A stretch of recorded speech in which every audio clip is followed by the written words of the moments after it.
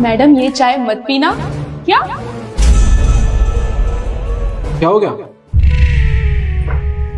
नहीं कुछ नहीं।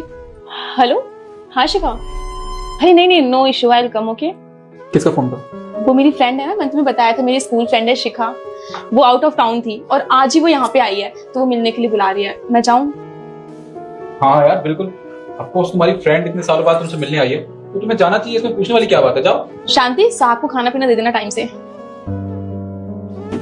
जी मैम साहब। और हाँ मेरी कार में जो कुछ सामान रखा है वो तुम्हें लेके आना पड़ेगा, तो तुम मेरे साथ चलो। जी मैम। मैं चलती हूँ। शांति तुमने ऐसा क्यों कहा मुझसे कि मैं चाय ना पीऊं? तुम्हारा मतलब क्या था? मैम साहब मुझे आपको कुछ बताना है। वो साहब है ना, वो आपको धोखा दे रहे हैं। शांति अपनी लिमिट में रहो, लिमिट क्रॉस करने की जरूरत नहीं है, समझ में आई बात? मैम साहब भला मैं क्यों साहब के बारे में ये सब बोलूंगी, और जो सच है मैं आपको वही बता रही हूँ। आपके ऑफिस जाने के बाद ना साहब यहाँ पे अपनी गर्लफ्रेंड को बुलाते हैं, पर मुझसे ये सब देखा नहीं जाता।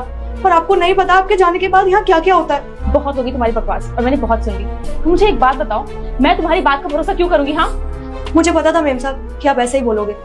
आप एक काम करिए, आप ना आज ऑफिस मत जाइए, यहीं पे रुकिए और आप देखिए उनकी गर्लफ्रेंड आती है या नहीं।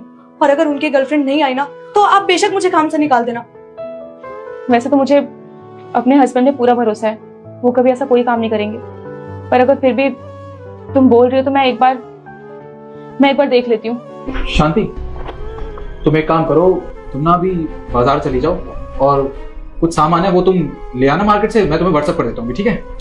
साहब सामान तो मैं ले आऊंगी, पर वो घर का कुछ काम बचा अभी तो मैं वो पूरा कर लेती हूँ। मैं शाम को ले आऊंगी सारा सामान।